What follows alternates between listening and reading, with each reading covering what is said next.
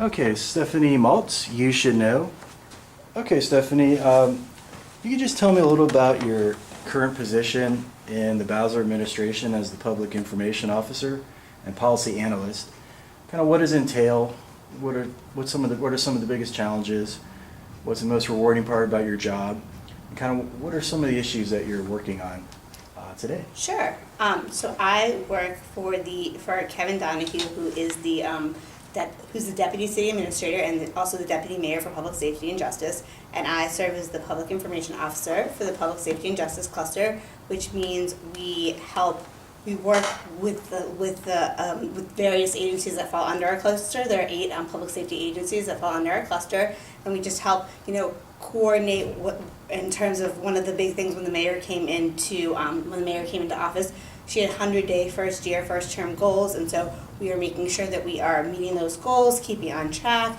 We have monthly meetings with all the directors. We have interactions with the PIOs of the various agencies. We also work directly with the EOM's communication staff, just to make sure we're all on the same page, all working together, and making sure that we get to highlight some of the great things that are happening in DC on public safety and justice issues. Great, and we talked a little about this, but you campaigned for Mayor Bowser, I believe in Ward 2. How did you get involved in? How did you decide to get involved in the mayor's campaign, and kind of what were you doing at that time? So at the time, I actually have known the mayor for several years. I met the mayor. I used to coach Girls on the Run, and I met the mayor at a Girls on the Run coach. It was at a Girls on the Run event. It was actually her first 5K event, and we met and we had stayed in touch. And she actually reached out to me personally during the primary, about August prior to the primary, and we met. And I did do some stuff. I did a lot of stuff for her during the primary election, and then I became her Ward 2 precinct captain coordinator, which meant that for all the folks in Ward 2, I held multiple meetings. We did some fun events to get her. There was a fundraiser that we did for her in Georgetown. We also did a big event in Dupont Circle in my neighborhood for the high heel race. But I also made sure that on election day we had folks in place at all of the precincts to support Bowser, and on election day I helped rove and make sure that all of the people, make sure that we were getting our numbers in place, make sure that everyone who was out there from the Bowser team had shirts, was fed, and was well taken care of during election day. Great, and how did you get involved in education advocacy, and what kind of reforms are you most passionate about? And what do you feel is like your greatest achievement in education advocacy?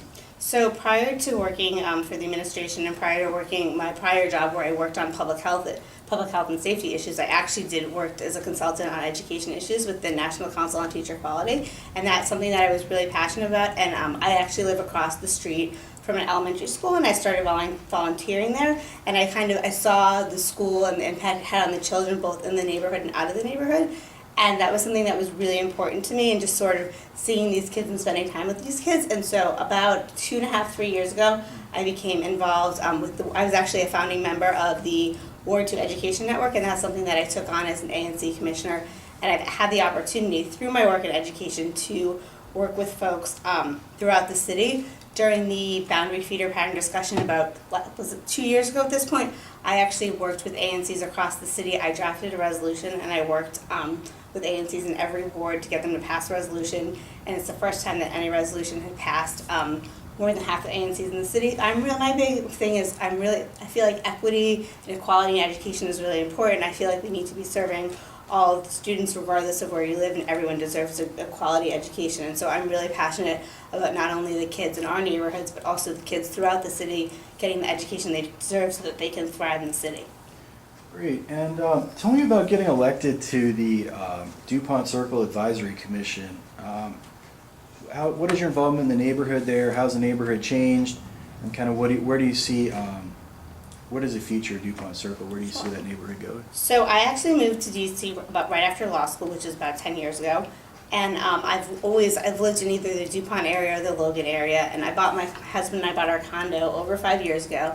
And once we moved in, I wanted to get more involved in the neighborhood, and I started going to the ANC meetings, and went to the monthly meetings. I saw what the ANC looked like at the time prior to the first time I ran for election. It was all male dominated. When I actually won my first election in November of 2012, I was one of 3 women in Ward 2, so of the 38 commissioners in Ward 2, there were only 3 of us that were women. And I feel like Dupont is love where we live, it's a great neighborhood, but I felt like there were opinions and voices that were missing from the conversations of the discussions of the items that were coming before the ANC, and so I decided to run and get involved because I felt like my voice wasn't necessarily being represented.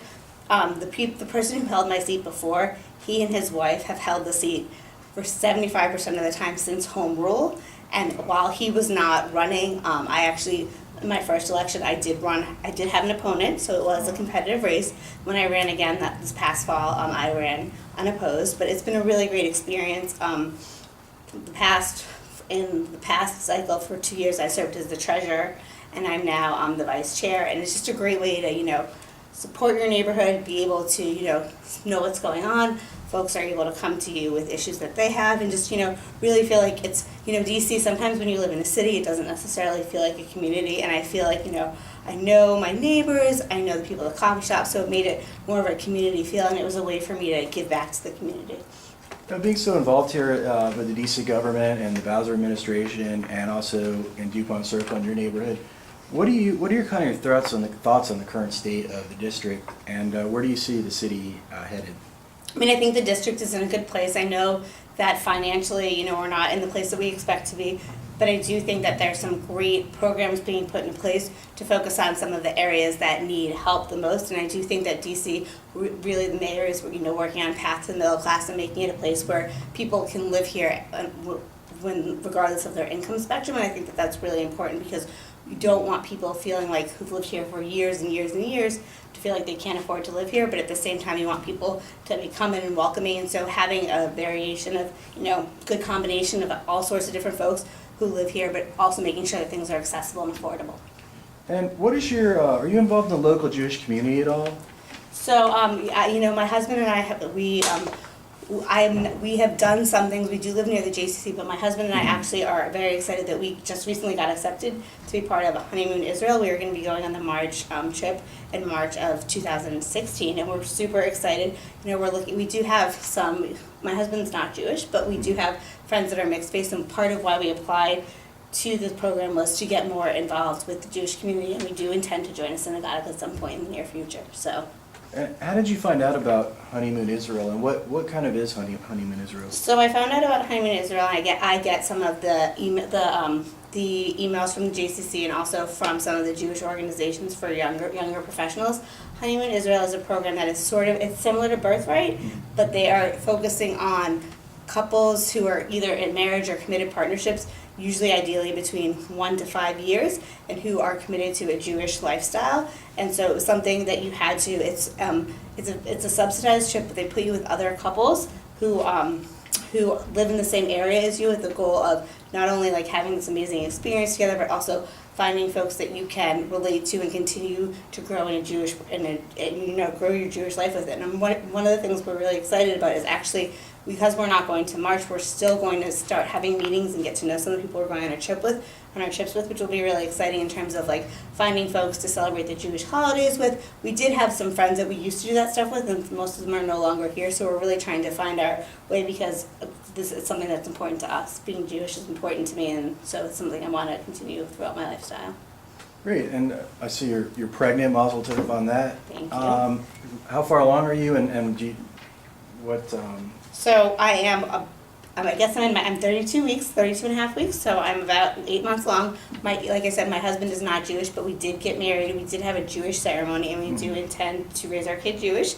We did not find out the sex, but we do have a mohel on call for when the baby, so we are planning on having a bris or baby naming 8 days after, and so part of what we're really excited about for the Honeymoon Israel is meeting people at the same stage in life as we are, because we think that I went to Hebrew school, I grew up in a very Jewish area, we want our kids to have those experiences, and I think that it'll be great for my husband to kind of going to Israel and being educated and perhaps participating in some other classes so that he can understand it just as much as I do.